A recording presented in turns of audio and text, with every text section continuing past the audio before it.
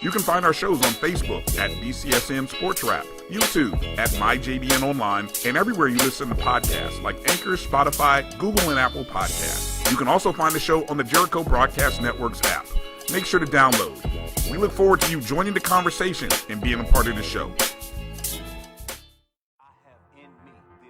Support the Black College Sports Network so we can continue to provide you coverage. Go to myjbn.com/support and be a part of the Black College Sports Network. Thank you guys for what you do for HBCU athletics. This is a fantastic avenue for all of us. This is our ESPN, so we love what you guys do. Brian, AD, Roy, all you guys at BCSN. We really appreciate what it is that you guys do for us.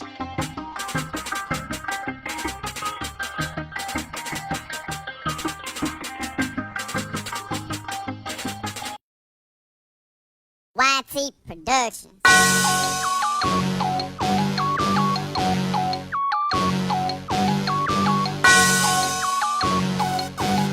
Yeah. I love my HBCU. And boy, I love it, love it. I love it, love it. I love my HBCU. And man, I hope my team they won. Yeah. I hope my team they won. Yeah. Man, I hope my team they won. I hope my team they won. Yeah. I tune into the HBCU Sports Lab to see if my team won or lost. If they lost, I'm quiet as a mouse. But if they won, keep tab. I'ma do the dab, yeah. Dr. Cavil, he know what he be talking about. Mike and Charles, they know what they be talking about. They compress the analytic data with this hip hop. If you know them like I know them, they gon' tell you if your team, if they won or lost, and who the ball. So listen to Professor, yes sir, and pay attention, cause he gon' teach a lesson. And you gon' learn today, how your team they play, how they play, boy, you gon' learn today, how your team they play, how they play, yeah. We represent that SWAC, that MEAC, and let me say, what's up to Tennessee, stay, tune into the HBCU Sports Lab with Dr. Cavil, Mike and Charles. HBCU Sports Lab. This is Dr. Cavil with Inside the HBCU Sports Lab with Mike Washington, Charles Bishop. Sitting in for Charles Bishop is none other than one of the truest in the business, Lut Williams. We're going way back in the day. Lut Williams knew me when I was a pup in the game, if you allow me to use that kind of words, before I got any titles, doctorate, before all this gray, before all the fancy hair. Yes, he seen when I was a couple of pounds heavier. All that good stuff, man. Certainly before we got fancy on this show and stuff like that. But appreciate having you, Lut. How's it going? Glad to be with you, Doc. Glad to be with you, Doc and Mike. Glad to be pinch hitting for Charles. Anytime, I'm ready. Stay ready. Stay on the bench and stay ready. Glad to have you. Right? That's right. You hear that, Mike? He say he stay ready, Mike. Yeah.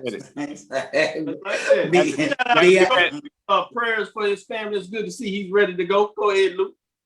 Got to be ready, man. You got to stay ready. You know, you never know when your number's going to be called. So when you get in the game, you got to represent. You can't, your chance, you blow your chance. So this is my chance to be in the lab, and I'm ready to rock and roll. There you go. I heard it, all the lab listeners out there. Let's get ready for your lecture. Welcome to episode 137 on Inside the HBCU Sports Lab radio show and podcast. The show that's covering the sporting HBCU dash for all things HBCU sports, from institutions large and small, from the NAIA to the NCAA. We share insights and information on the HBCU sports culture, HBCU athletic aesthetics to facilitate the story of HBCU athletic programs in the business of HBCU sports. I'm your host, Dr. Kenyatta Cavil, along with co-host Mike Washington, Charles Bishop. And as you heard, pinch hitting for Charles Bishop is none other than Lut Williams. We're filming from our home studios and sending a signal live to our KCOH 1230 AM studios with the Texas Radio Hall of Famer, none other than Ralph Cooper, in the beautiful home of Texas Southern University from Houston, Texas. Today's episode of Inside the HBCU Sports Lab is sponsored by THG Agency, LLC. THG Agency is a company that provides sporting and educational consulting and data analytics. With that, we're going to jump right into it, gentlemen. With that, Mike, man, what is on your mind today? Well, good evening, Doc, and Lut. It is glad to have you on with us, brother. It's my honor.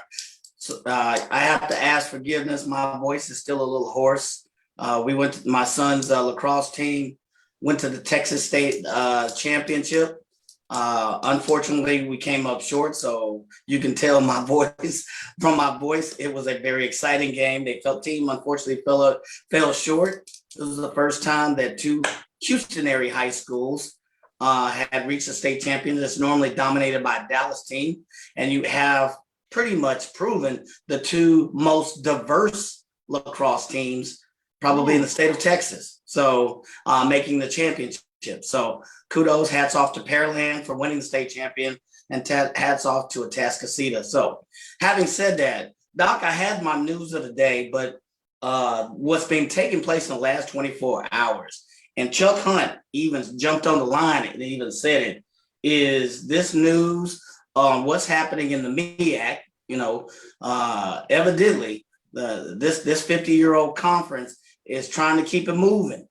Okay, so the league has approached two schools, Kentucky State, Virginia State, both. They've looked into the possibility of moving up to Division I and the MEAC. So if you look at some of the Twitter feed, this is from a number of sources. I can't claim credit. I got it from Twitter. I also got it from Instagram. A number of news sources have come out, including HBCU Game Day, HBCU Sports. So I certainly want to give them credit. But I started getting these feeds via Twitter. And so there's a lot of work in progress. Evidently, a feasibility study has been looked at by Kentucky State. There have been a number of conversations. By far, let's be clear, no decision is made, but it is what's on the table is both of those schools are looking at it. So this then raises a lot of questions about costs. Who's going to get those costs? What's the process? What's the transition? Who gets, how do the fees work? So this opens up let's jump into that. I mean, I think everybody wants to hear about that. We got people in the lab that jumped in here, Quentin Henry, Ricky Burton jumping on here, Chuck Hunt, Christopher Darrell, Willie Alex Hines, representing Richmond, Virginia, ready for the election. And so Chuck Hunt jumps right in here with the Kentucky State, Virginia State. So let's jump in that and we'll get both of your opinions on that. But as you said, Ken Rashad at HBCU Sports was one of the first to break the news.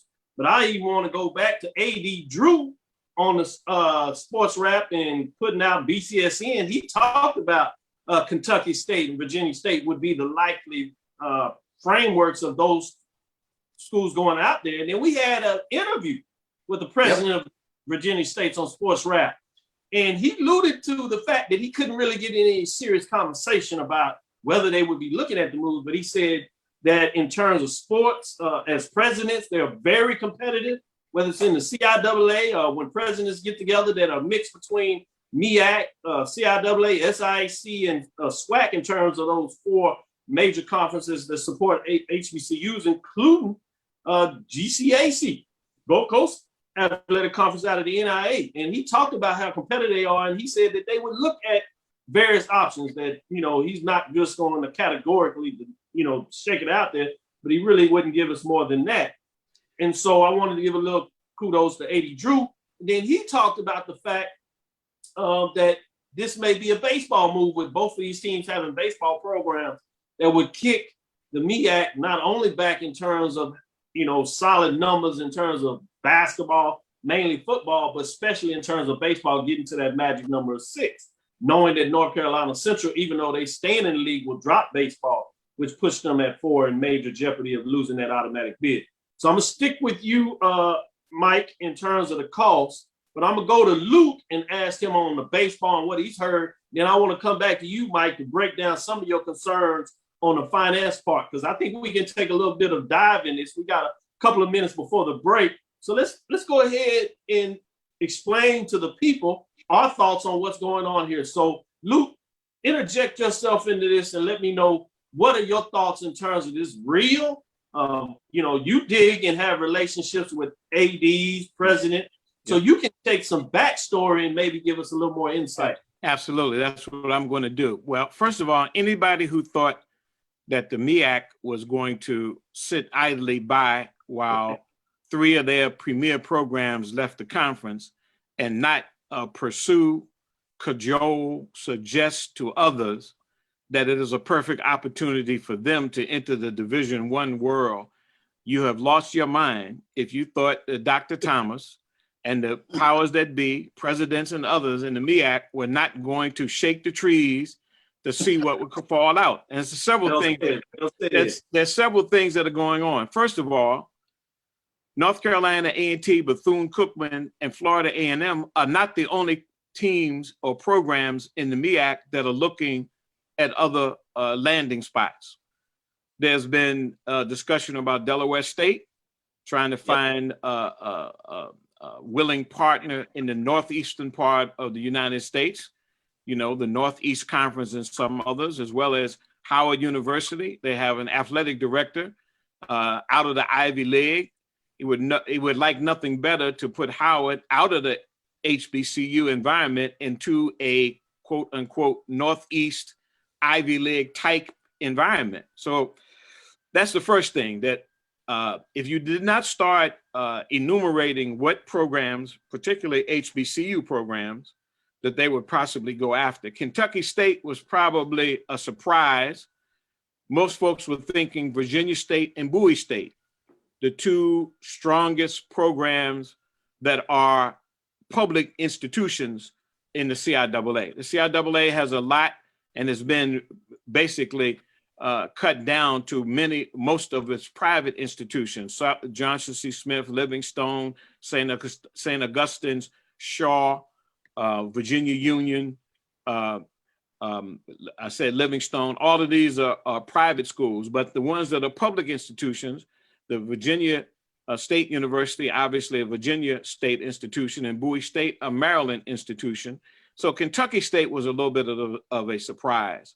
So the fact that they're having conversations and some of that has gotten out, that someone is considering that. But let me give you an example. You said you talked to the president of Virginia State, Makur Abdullah, very progressive guy. Yep. But I'm gonna tell you what his biggest job is going to be is convincing his athletic director, who is one Peggy Green, of making that decision. Peggy, or I may say Peggy Green, I'm thinking Peggy Green might be at Fayetteville State. I think it's Peggy Davis is at Virginia State. She has said on numerous occasions that she had no interest in moving to Division I. However, if the president, somebody is over her, if the president decides that they're going to consider it or look at it, that's exactly what she is going to do. And is going to have to put out the kind of, assessment of whether they can make the move, what they're going to have to spend, what they're going to have to upgrade. I can tell you this, that Virginia State has a state-of-the-art basketball facility. When I grew up, and I'm 66 years old, when I was in high school, Virginia State had a brand new gym where the Black high school associations would play the state championship game. They moved from Hampton University or Hampton Institute to Virginia State because Virginia State built a new facility in 1971. Well, the facility they have now for basketball was built, I think, 3 years ago. I think it's 3 years ago. Excellent facility, very nice facility. Obviously, it accommodates other indoor sports, volleyball, as well as some others. So they probably would not have to have as big a jump. I've seen Kentucky State Stadium. I've done games there for television on Kentucky State Stadium. I haven't seen, I'm not familiar with their basketball arena, but I would think that Kentucky State may have a little more job in terms of what they would have to upgrade in terms of facilities. So this is not surprising. Remember, the date that Florida A&M, Bethune-Cookman, and North Carolina A&T drop out of the MEAC is June 30th. So it's not surprising that if at all possible, even if they have to bring them on some kind of provisional basis and, where they're not full members while they go through the whole Division I move up process, it would not surprise me to see those two as well as another, maybe by the summer, to make that decision, because for the MEAC to survive, they're going to have to add some members, because it would not surprise me if they would lose a couple or more, at least be in danger of losing them. And I don't think Dr. Thomas, as well as those who are committed to the MEAC, going to sit idly by and just watch some other teams leave. So that would be my take on it right now. Great point. Perfect timing. We're going to get prepared for this break, and then out of the break, we're going to come back to Mike and talk about some finances. And we might spin this around a little bit more because it seems like the interest is really here. So we'll hold over. So this is Dr. Cavil inside the HBCU Sports Lab with Mike Washington and Charles Bishop. Sitting in for Charles Bishop, pinch hitting, if you would, is Lut Williams, and he's giving you some insight on the announcement made that first jumped out of there by HBCU-Sports.com in a lot of ways, with Kentucky State, Virginia State considering moving up to Division I to join the MEAC. I'm showing my pinch hitting style. Yeah, ability. I see it with in form, you know. You better lead off and clean up.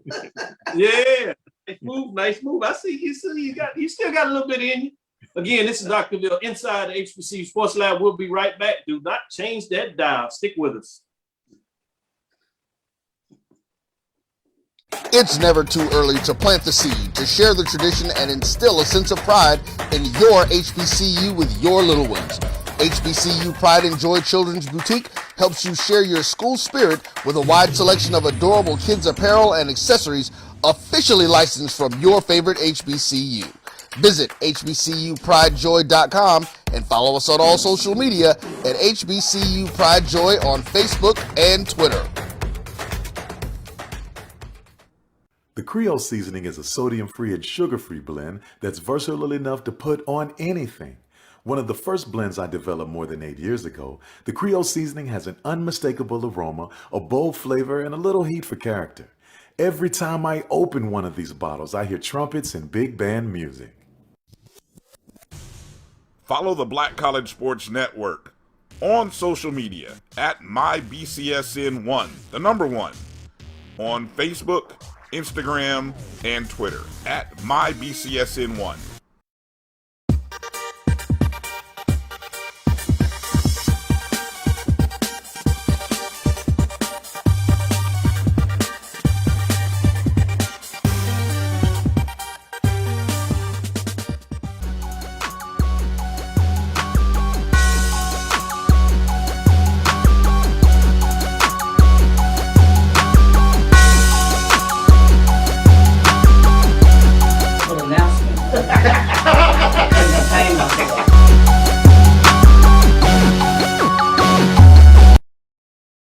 This is Dr. Cavil with Inside the HBCU Sports Lab with Mike Washington, Charles Bishop. Sit in, if you would. Pinch hitting, as we said, for Charles Bishop is none other than Lut Williams.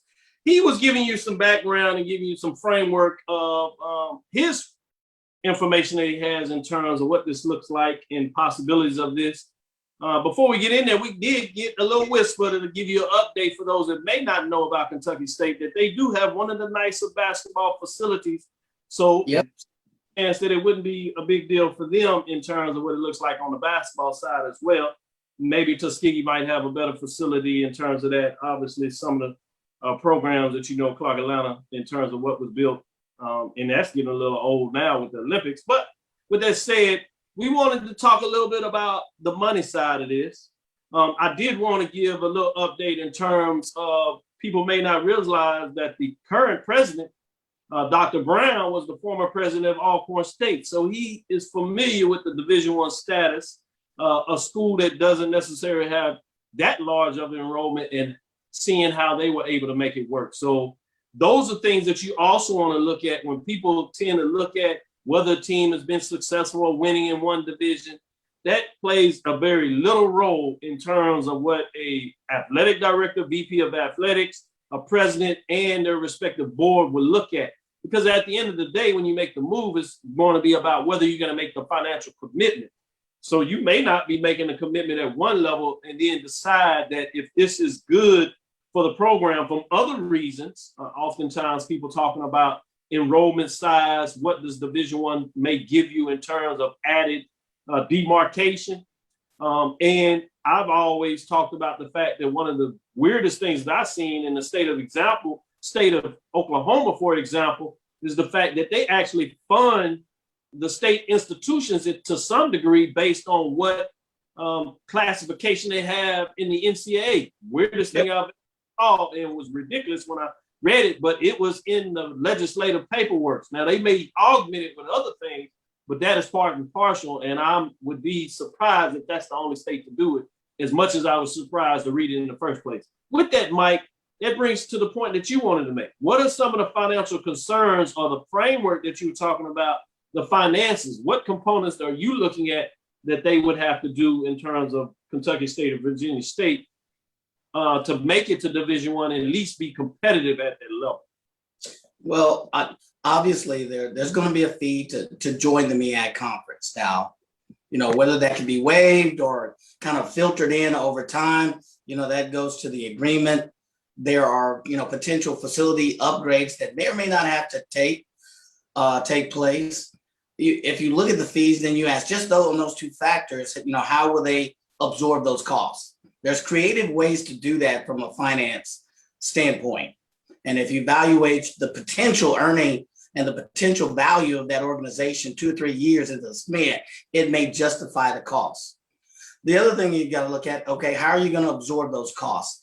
I believe Kentucky State has an enrollment of over 2,000 and Virginia State has almost double that. So at some point you may have to increase the athletic fees for the students at some point by some measurable amount of dollars. We don't know what that is, but if you're a smaller school in terms of total enrollment, you're going to absorb a little bit more. So the MEAC will probably have to look at getting creative at bringing them on. I agree. I think it's a good move, but it's just how you're going to do that without them absorbing any kind of substantial financial loss. The thing is, this can be done over 2-3 years. There's ways within the financial framework within the NCAA that it can be done. The other thing is there are organizations who can help fund it. I believe both schools were on the Mackenzie Scott list. So there may be some funds there for donate when she donated millions and millions of dollars, I believe. So there are some monies, there are some options there, but there may be a certain amount of fees that the students will still have to absorb. And the question is, how are they going to do that? So those are the things that really are just, when I heard this, are going through my mind. The other thing, I'm sorry, and I don't mean that, is what does travel now look like for Kentucky State? So, those road trips get long. And if you're bringing them over for baseball, which is not really a revenue sport, how are you going to balance those costs, through the entire athletic department? Yeah, I think those are all valid points in terms of things that seriously have to look at. And that's why you have and hear them talking about doing a consultant study that looks at the various options and how challenging that would be and whether you want to make that commitment. I do think that you have to consider in the SIC, you're talking about going from Florida all the way up to Ohio. So it's pretty spread out itself geographically. It is split in divisions, which is something you could do in the MEAC because you're talking about getting it back up to 8 teams. You might not have to do football, but you're only talking about traveling 4 games. If you're talking about splitting in that, with 8-9 football teams, you get in the other sports, you can start splitting into divisions, no rule, NCAA rule that helps you do that. So there are some considerations about that in terms of how you divvy that up, just to put that out there in terms of those that had those questions. But I think your point overall in terms of the fact that you do have to look at the financial commitment. But the other hand that I think people forget is they automatically look at costs. There's also additional revenue that comes in, and that's what a consulting person like myself would do doing that analysis. I've done it for Texas Southern, even teased out to Virginia State's president, Dr.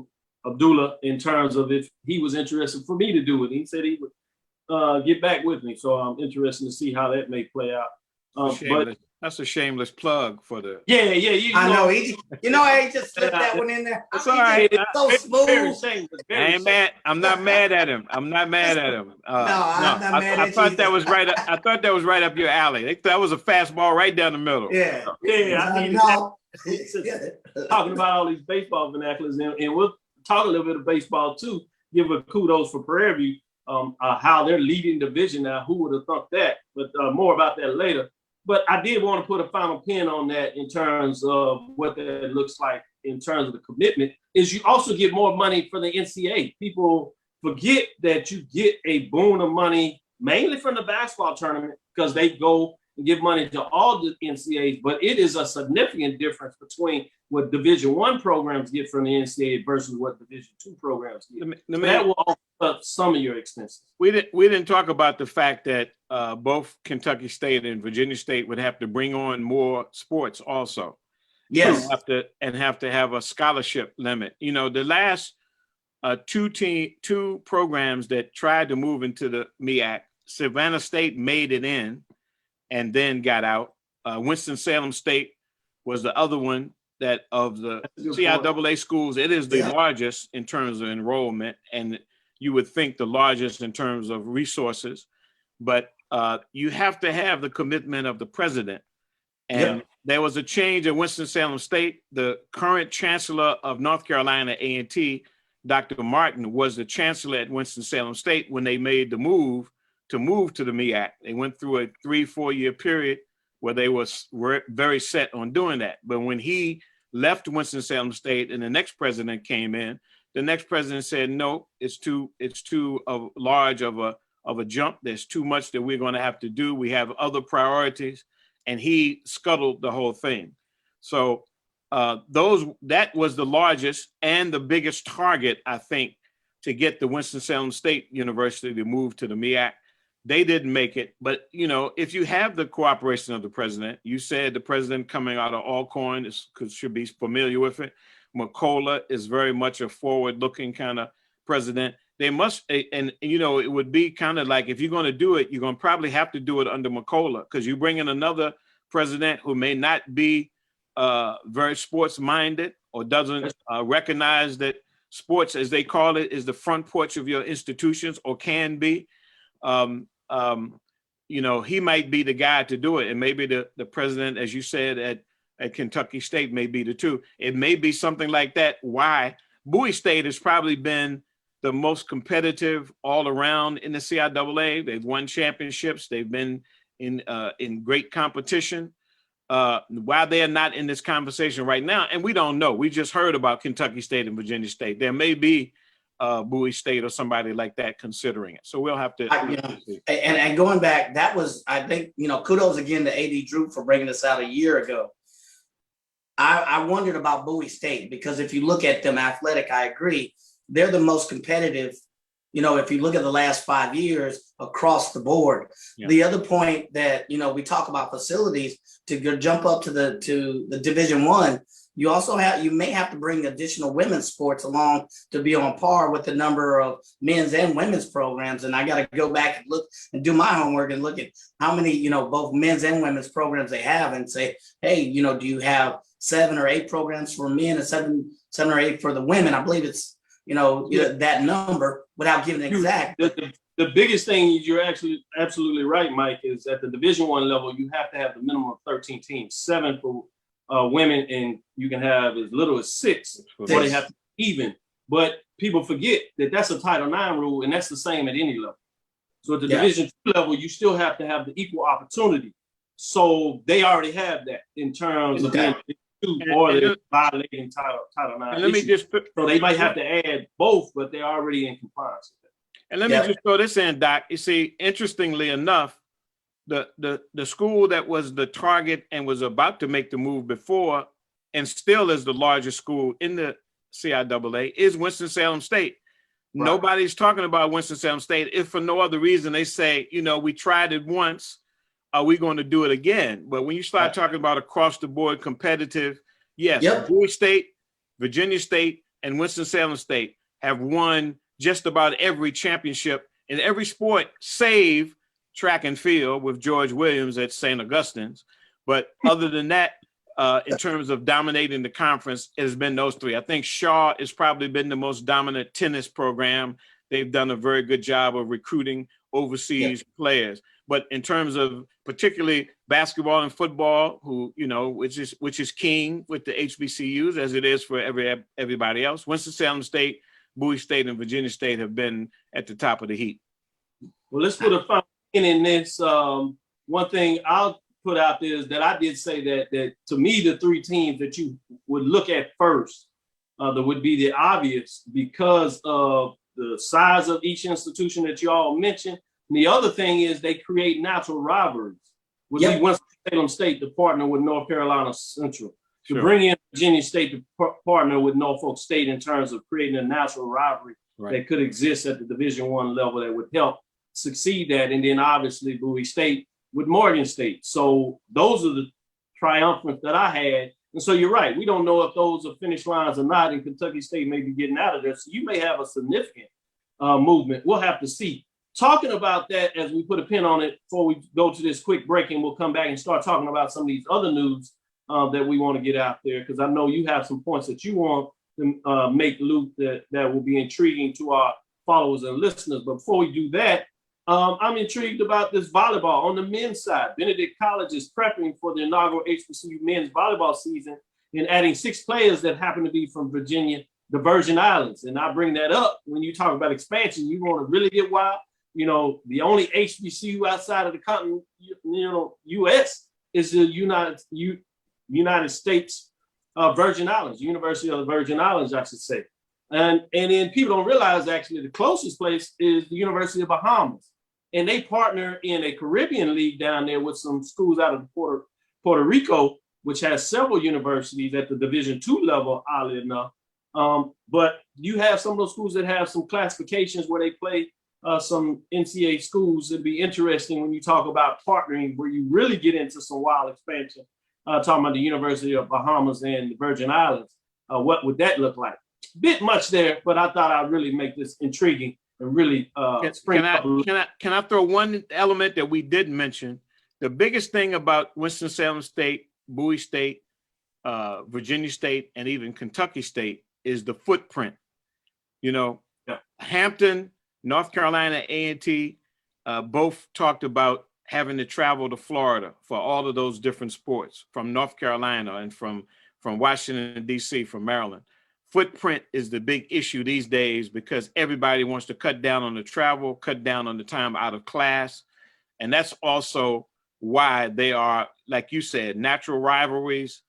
And natural rivalries don't require you to travel 8 and 10 hour bus trips, 45-minute trip down 64 for Virginia State to get to Norfolk State. So I just wanted to add that in terms of all of the elements that are going into this consideration.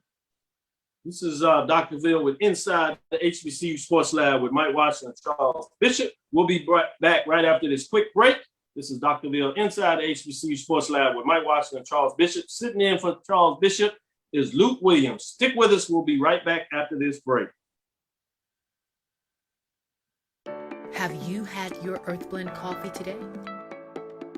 At Earth Blend Coffee, we take pride in offering you the very best of beans across the world, blended and roasted to perfection, giving you superior quality and satisfying and flavorful taste. Experience the world in one cup with Earth Blend Coffee.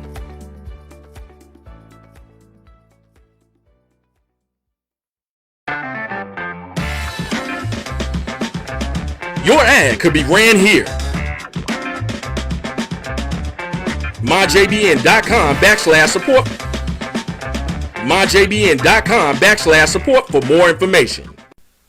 Majesty is a premium health and wellness tea line focused on bringing delicious yet healthy tea blends to the community.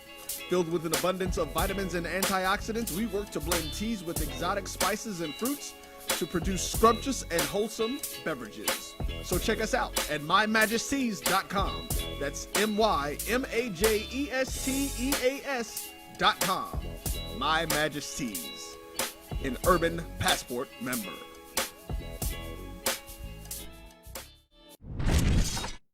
There's a shot. That might be. It could be. Right field. Grand slam. What a shot. That's how you get hot, young fella. Thank you guys for what you do for HBCU athletics. This is a fantastic avenue for all of us. This is our ESPN, so we love what you guys do, and all you guys at BCSN. We really appreciate what it is that you guys do for us. Have you had your Earth Blend coffee?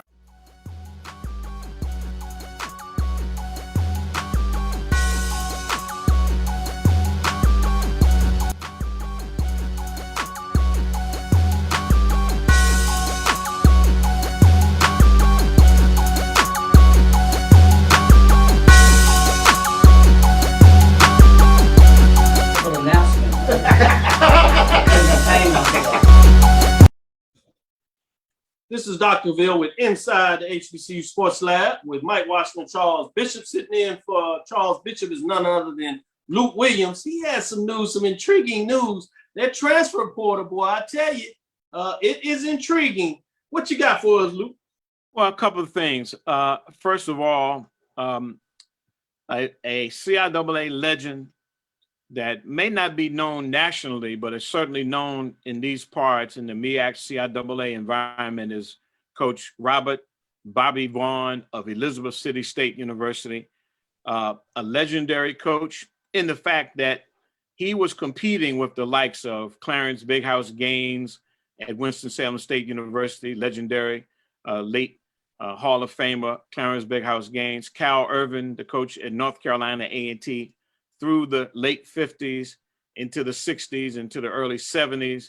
And in case of Big House Gaines and others, competed against him even into the late 70s. Bobby Vaughn passed last week at the age of 93. He spent 37 years at Elizabeth City State. You know, when you talk about the CIAA, Elizabeth City is down on the east coast of North Carolina. It's a relatively small school, but it has placed players in the NFL. It's placed players like Mike Gale, who played for Bobby Vaughn. Mike Gale played in the ABA, played with the San Antonio Spurs, had a good career. In fact, Mike Gale recently passed. But Coach Vaughn is a guy, when I was negotiating with the CIAA to write the history of the CIAA, when they celebrated their 100th birthday, he was really going to be my main source, because he was there as the CIAA navigated starting. He became the coach and the basketball coach at age 21 in 1949. And he was athletic director, chairman of the athletic department, was on the board of the CIAA. He was involved when the CIAA was fighting to find a venue to play their CIAA tournament. He told me stories about what happened when the tournament was here in Greensboro, where I live, when they wanted to give the CIAA only a one-year contract. And then after the first year said that the CIAA didn't come back because when Black people came into the hotels, they stole the towels. So Big House Gaines, this is a story he told me, Big House Gaines went to the City Fathers in Winston-Salem, 30 miles away from Greensboro, and convinced them to have the tournament there for 2 years. It did so well that the city of Greensboro came back and begged the CIAA to come back. They stayed for the next 19 years. And this is during the time of Earl Monroe, Bobby Dandridge, Pop Pitts, Norfolk State, averaging 106 points per game, going to the national tournament. Winston-Salem State's Earl Monroe winning the Division II college, what they used to call College Division Player of the Year, and Winston-Salem State winning the national championship. All of this occurred during Bobby Vaughn's time. And Bobby Vaughn, as a matter of fact, his best team, they say, was the 1969 team that featured Mike Gale. They beat Bobby Dandridge and Norfolk State twice, including in the CIAA finals, and they made it to the Final Four of the NAIA national tournament. But being that he was competing against larger schools, bigger budgets, he always held his own. And one of the things, the legacies of the CIAA, is that they went into the North, into New Jersey, Philadelphia, and New York, and brought players to the CIAA, unlike, say, the schools down south that used the players from the South. Earl Monroe was from New York City. Bobby Dandridge was from the state of Virginia. But Ben Wallace was from Ohio. So there was a tradition in the CIAA of going up north to find players to bring them back into the CIAA. And really, it's one of the things that made the CIAA. Charles Oakley was also from Ohio. So Bobby Vaughn was a great guy, beautiful personality. very nice to get along with, but he had a lot of history. And it's one of the things that I, as publisher of the Black College Sports page, I want these stories to be told before we lose all of these veterans who fought these battles so valiantly on behalf of all of us, for us to be included, to fight our way in, the John McClendons and the Big House Gaines and the Bobby Vaughns of the world. So we give a nod to a legend in the CIAA for all that he did. The other thing I wanted to mention was Dr. and Mike, was the fact that, I called it my section called Moving On. With the way this transfer portal is working now, you can't keep players. Everybody wants to transfer. Everybody, if they're not getting the amount of time, and if they are getting the amount of time, they're going to be looking for a better opportunity. Well, one person who's taking advantage of that opportunity is a guy who I thought was the best player, the most dynamic player in the MEAC for 2 years, and his name is Jaquez Ezzard. He's a wide receiver out of Alpharetta, Georgia, recruited by the Flea, Gary Harrell, who was a head coach at Howard University, recruited him to Howard. He led the FCS in yards per reception. I mean, he was a bomb waiting to happen in terms of averaging 26 yards per catch 1 year. And he followed that up with 27 yards, led the FCS both years in yards per reception. I thought he was the most dynamic player in the MEAC. Well, he played 3 years at Howard, played with Kalen Newton, Cam Newton's little brother at Howard. They were a great duo in Kalen Newton's freshman year. Well, after 3 years, when Howard, Mike London moved on, they brought in a new coach. Jaquez Ezzard was hurt. He did not play the 2019 season. Decided to transfer to Sam Houston State. And anybody that knows FCS football knows that Sam Houston State is a power. Well, he's going down to Sam Houston State. I think his numbers are 40 receptions on the year. He's averaging 28 yards. And in the semifinal Saturday against James Madison University, they were down 24-3 at the half. He first took a 10-yard slant and turned it into a 69-yard touchdown. And then on the ensuing possession, when they punted to him, he brought it back 80 yards to the house. All of a sudden, from being down 24-3, they were down 24-21, 24 or 27-21, because I think that that James Madison got a field goal. They went on to a 38-35 win, and Sam Houston State with Jaquez Ezzard will be playing in the FCS National Championship game this Sunday versus they will be playing South Dakota State, who's the #1 team in the FCS. #1 team, FCS. Yeah. Sam Houston State's now 9-0, undefeated. That game will be Sunday. I'm not sure who's carrying it, but keep your eye on Jaquez Ezzard. He's a guy I compare to Steve Smith, the small wide receiver for the Carolina Panthers that had an outstanding career. He has very similar skills. He's only 5'9", but he's a solid 190 pounds. And for some reason, this guy gets open. He gets open. He's 12 yards behind defenders. I don't know if it's the routes he runs or if it's the strength that he knocks them off, but he is a dynamic player. Keep your eye on Jaquez Ezzard, and we will claim him for his 3 years at Howard University as an HBCU who deserves to be mentioned.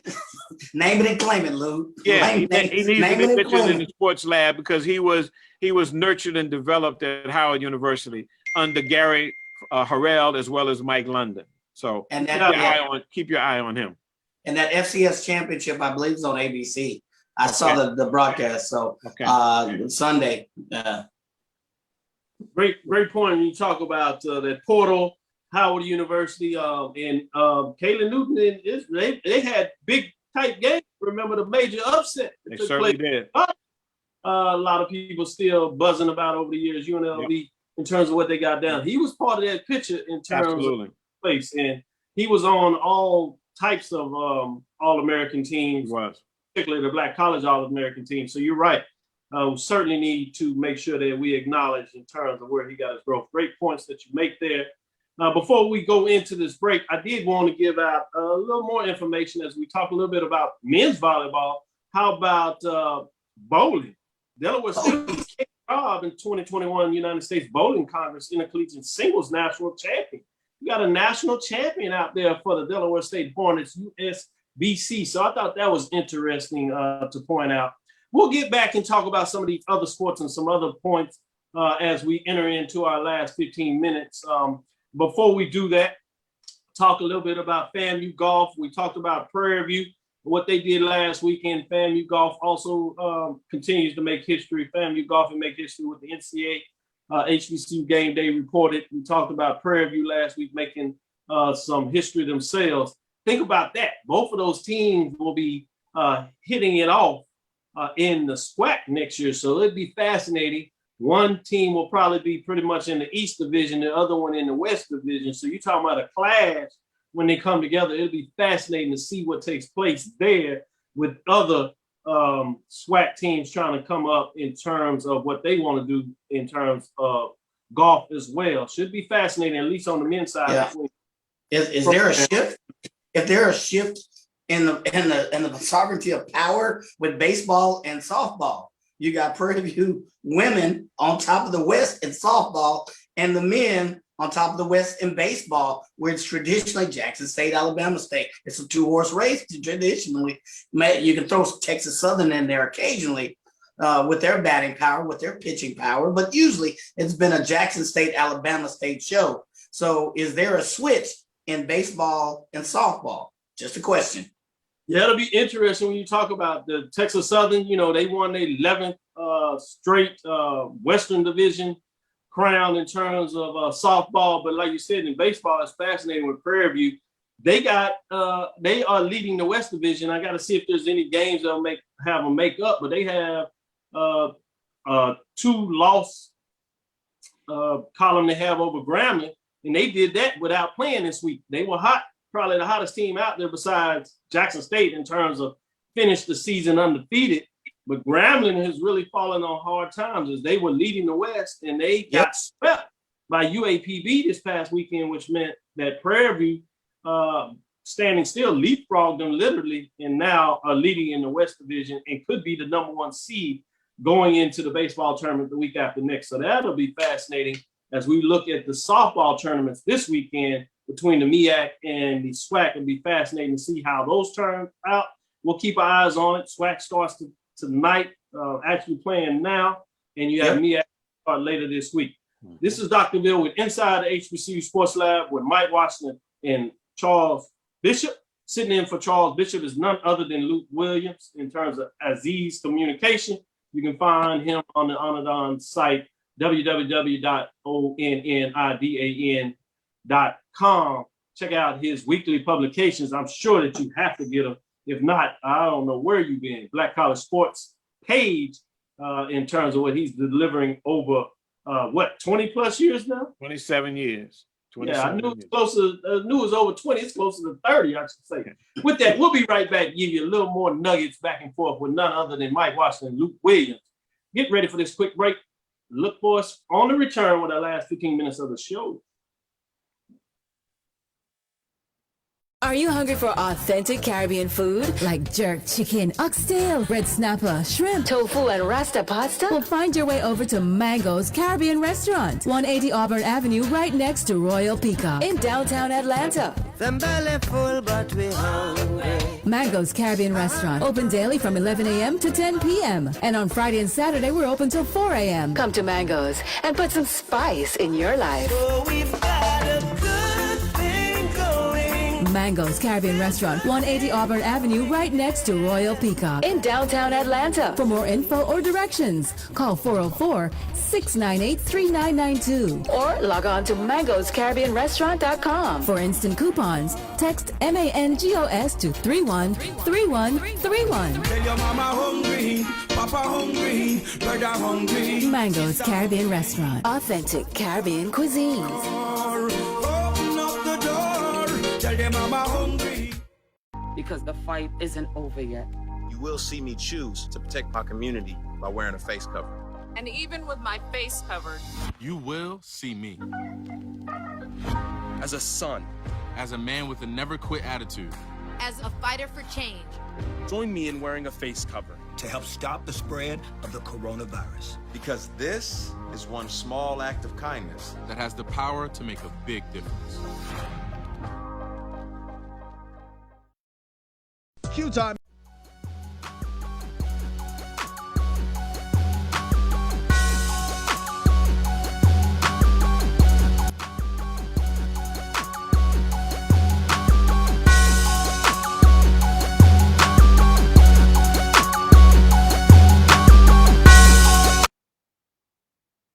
This is Dr. Will with Inside the HBCU Sports Lab with Mike Washington and Charles Bishop. Sitting in for Charles Bishop is none other than Lut Williams, bringing it hot and heavy, pinch hitting, showing off his swings as he's hitting it out of the park. With that, let me give a shout out to Anthony Lathan. Demetrius Gatewood earned his master's degree at LSU this past weekend. Proud of him. He came out of our undergraduate program at Texas Southern University in the sport management program. I believe he got his degree in higher education over there at LSU, so he's bringing it hot and heavy. Even got him thinking about the doctoral program. That's what we do. Karen Griffin talking about men's volleyball. She likes to see what's going on there. William Davis, Stephen A. Miller, Sarah Beverly, others continue to check us out. Appreciate you. Want to give a shout out to those lecture listeners out there in the lab getting this. Mike, I know you wanted to talk a little bit about baseball. Give us what you got. Sure thing, Doc. You got SWAC Baseball honors through this weekend. The SWAC Athletic Conference, they named Jackson State's Ty Hill, along with Alabama State's Breon Pooler and Jackson State's Anthony Becerra.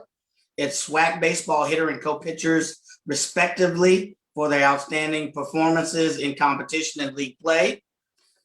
Hill had 10 hits and 14 bats for the weekend with 6 bats running in. And co-pitcher Puller went 1-0 for the week. Co-pitcher of the week, Anthony Becerra, threw 7 innings with 11 knockouts or strikeouts. So on the MEAC side, and I'm kind of paraphrasing, we got to give credit and kudos to North Carolina Central redshirt junior Louis DeLeon, who was selected as the MEAC Baseball Player of the Week, presented by Coca-Cola. North Carolina A&T's Xavier Meacham was named Rookie of the Week, while North Carolina Central redshirt junior Austin Vernon was named with pitching honors. It should also be noted that the standings are getting hot. If you look at the East, it's pretty much Jackson State at 24-0, Alabama State 14-7. In the West, it's Prairie View A&M. Yes, PVAMU, the Hill.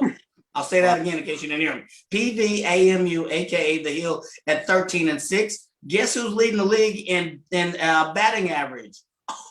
Oh, goodness. Jackson State and Prairie View. Guess who's leading the league in pitching? Jackson State, Alabama State, and Prairie View. When has Prairie View been in the top 3 in any of these categories? I've been looking at baseball for the last 5 to 10 years. It's usually a Jackson State and Alabama State show. And then if you look at on the MEAC side, you know, there's 2 teams that come. There's 2 teams that come to it. I bet you can't guess who they are. Wait for it. Jackson State and Prairie View? No, not on the MEAC side. Norfolk State sitting at 15-9. Delaware State sitting at 12-15, and then in the Southern Division, FAMU 15-9. It should be very interesting when they come into the SWAC. FAMU has been a traditional baseball powerhouse.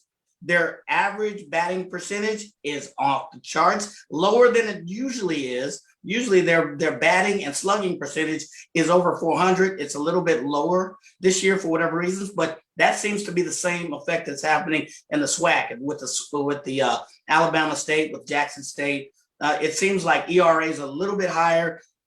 Average batting averages are a little bit higher, but the same teams have come to the fray, with the exception that Prairie View has seemed to risen in the top 3. And you wonder, could this be a shift in power? So that's kind of a real quick summary. I could go deep. I could go a lot deeper, but it's very interesting. And that tournament should be really interesting. I can't wait. Don't leave this out. Don't leave this out, Mike. Bethune-Cookman is the dominant baseball program in the MEAC. I mean, like 17 out of 18 years or something to that effect. Yeah. Them coming into the SWAC is going to be, it's going to be on and popping. Absolutely. Yeah, you're right. FAM and Bethune Right. If you look, I did a study, their analysis of 5 years, their average team batting average is higher than, teams in the Big 12, in the Big 10. Their pitching, particularly their pitching staff of Bethune, and I also can't leave out North Carolina A&T. Their pitching staff, you wonder why you don't see some of those pitchers in the major league. I just wonder. I scratch my head at that.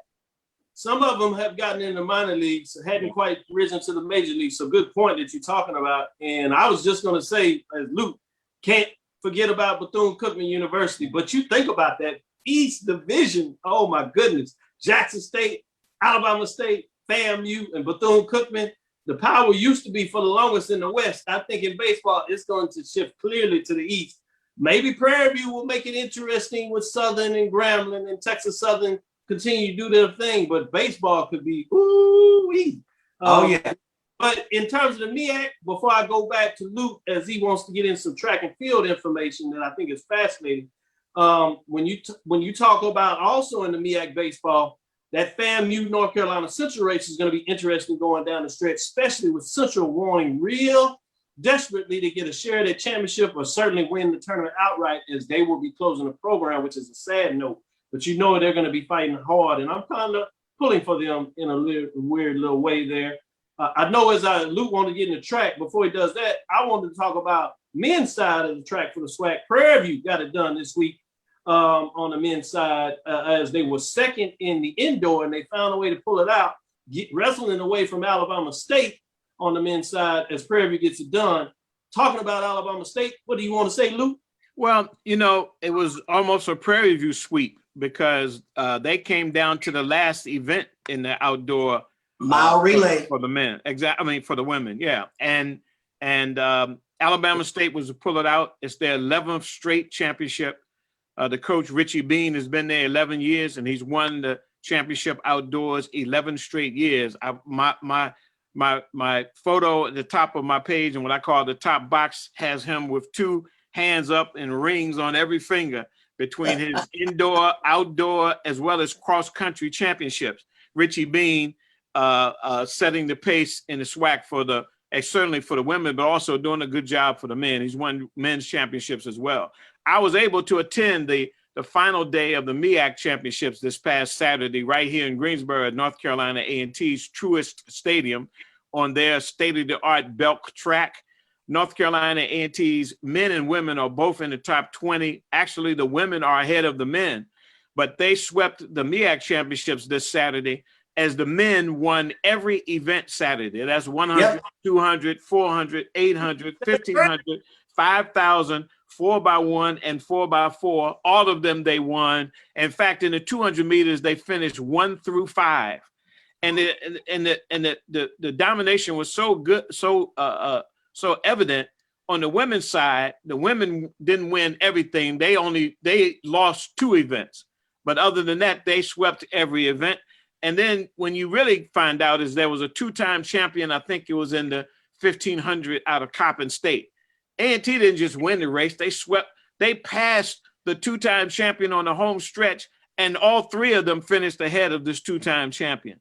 So Dwayne Ross, who is the head coach, head track and field coach for men and women in North Carolina A&T, and his son may be the biggest star of all. He won the 400 meters in the 4th fastest time in the world.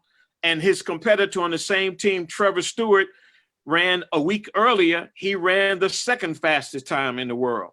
So the way that Dwayne Ross told me on the infield, he said, I'm really holding them back. I'm holding them back because I'm going to unleash them at the regionals. So keep your eye on North Carolina A&T. He says, I'm going to unleash them. And man, they have across the board, distance runners, they have sprinters, they won field events. So keep your eye on the program at North Carolina A&T. And I'm trying to work on a story. He agreed to do a story that we're going to talk about how he has been able to build this program into a national program that's respected up there with the LSUs and the Arkansas and the Oregons right now in the country. So keep your eye on both the men and women as they go into the regionals coming up in another couple of weeks. They wrecked shop at the Prefontaine Classic, one of the preeminent track and field events, and they came and just took over. I think, what was it, the 4x1 was the fastest recorded time? 4x4. 4x4, yeah. 4x4. Mile relay. Yeah. Fastest, wow. Fastest in the world this year. Yes. And he's got, and the key thing is that he's got seniors, but he has freshmen and sophomores who are winning. They had a freshman won the 100 to 200, anchored in the 4x1 and ran in the 4x4. Javante Harding, he won the track athlete of the meet at the MEAC championships. And he has others. Cambria Sturgis won the 100 and 200. I think she's ranked number 5 in the nation. So keep your eye on the A&T Aggies as they go into the regionals. No doubt about it. We'll put a pin on it right there. Great way to close out. Great information. Lut, you're going to have to put me in contact with the coach. I think he deserves to get a little showtime. So Absolutely. If he's willing, we'll bring him on here to give him some time to talk about his program, because it's certainly well deserved. And I'm glad to close it on that note and brought it in there. Thank you for listening to Inside the HBCU Sports Lab. Make sure you share our podcast with your friends, colleagues. I am Dr. Kenyatta Cavil, the Dean of HBCU Sports, coming from inside the lab, College of HBCU Sports with Mike Washington and Charles Bishop. Sitting in for Charles Bishop is none other than Lut Williams. Check him out, as we said, as he pinch hits and give you all that great information. Read his information books. And make sure you check him out, www.onnidan.com. For those that don't already know, that's the Black College Sports page for his column. And he sends it around to a lot of the newspapers. So if you're checking out those various newspapers, particularly some of those black newspapers, you get his information, and now you get to see him face to face. We appreciate you joining us. We hope you enjoyed this dialogue today. Again, we want to thank you for listening to Dr. Bill's Inside the HBCU Sports Lab with Mike Wash, Charles Bishop, every Tuesday and Thursday at 6 o'clock Central Standard Time. We look forward to you next week as we discuss the latest news in the lab. Follow me, DrKenyattaCavil. That's Twitter, Facebook, Instagram. That's DrKenyattaCavil. Inside the HBCU Sports Lab 1 on Twitter. It's Inside the HBCU Sports Lab 1 on Twitter. Facebook is Inside the HBCU Sports Lab, as well as YouTube. Go to YouTube and subscribe. Dream big and continue to move forward. We will talk with you soon. Thank you, Luke. Mike. Of course. Lecture dismissed.